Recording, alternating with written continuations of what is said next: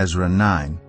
After these things had been done, the leaders came to me and said, "The people of Israel, including the priests and the Levites, have not kept themselves separate from the neighboring peoples with their detestable practices, like those of the Canaanites, Hittites, Perizzites, Jebusites, Ammonites, Moabites, Egyptians, and Amorites. They have taken some of their daughters as wives for themselves and their sons, and have mingled the holy race with the peoples around them. And the leaders and officials have led the way in this unfaithfulness." When I heard this, I tore my tunic and cloak, pulled hair from my head and beard, and sat down appalled. Then everyone who trembled at the words of the God of Israel gathered around me because of this unfaithfulness of the exiles, and I sat there appalled until the evening sacrifice.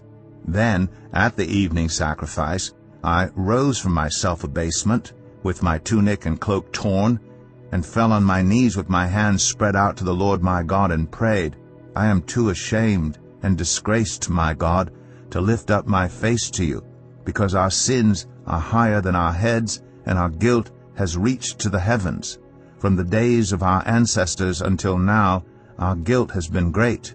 Because of our sins, we and our kings and our priests have been subjected to the sword and captivity, to pillage and humiliation at the hand of foreign kings, as it is today.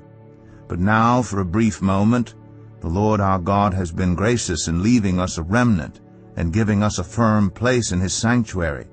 And so our God gives light to our eyes and a little relief in our bondage. Though we are slaves, our God has not forsaken us in our bondage. He has shown us kindness in the sight of the kings of Persia.